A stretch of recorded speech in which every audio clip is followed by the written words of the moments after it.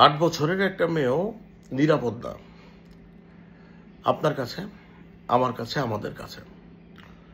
একটা 8 বছরের মেয়ে তার আপন বোনের বাসায়, মানে আপন বোনের শ্বশুর বাড়িতে বেড়াইতে গেছে। তো এরকম চিন্তা করে গেছে, না বোনের বাড়িতে গেছি, ঈদের আগে ঈদের ড্রেস কিনে দিতে পারে, বোনের সাথে একটু সময় কাটাবো। আপন বোন জামাই দুলাভাই এবং তার দুলাভাইয়ের আব্বা মেয়েটাকে ধর্ষণ করছে। বাহ, মানে আমরা কত ব্রোকেন হয়ে গেছি, তাই না? বাপ আর ছেলের মানে ভিতরে মানে কি ফ্রেন্ডলি একটা রিলেশন, না? এটা আমাদের বিদেশে আমরা দেখি না কখনো। হ্যাঁ, মানে যারা 2-4টা রাষ্ট্রে গেছে এরকম হয় না। এত Frank, dad you can join with us, আমরা একসাথে টুগেদার। তার এতই যদি তোর মানে বাপের প্রতি এতই কর্তব্য পালন করতে হইব, তোর বাপের বিয়া করাই দিতি একটা, তাইলেই তো হইতো।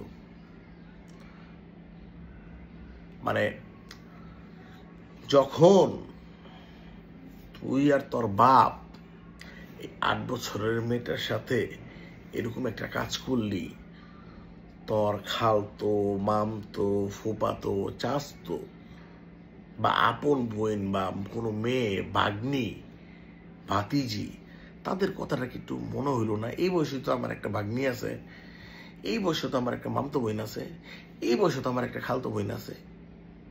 ওদের চেহারাটা কি তোর মানে চোখের সামনে ফুটলো না?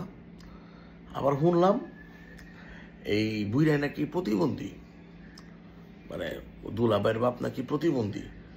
তাহলে তুই তো প্রতিবন্ধী, তুই তো প্রতিবন্ধীর মতো থাকবি, তোর মেশিন এত টনটনা কেন?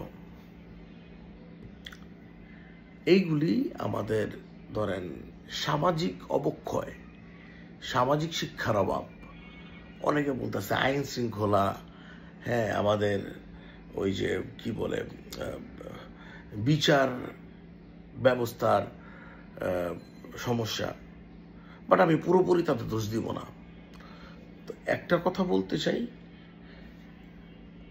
ওই দুলাভাই এবং দুলাভাইয়ের বাপরে জনসমক্ষে স্টেডিয়ামে লাইভ সম্প্রচার করে এদেরকে ফাঁসি দেওয়া উচিত। তাহলে আশেপাশের সবাই সতর্ক হবে, সচেতন হবে, এরকম অবক্ষয় হবে না। আবারও বলতেছি, লাইভ সম্প্রচার করে এগুলো ফাঁসি দেওয়া উচিত। আসসালামু আলাইকুম।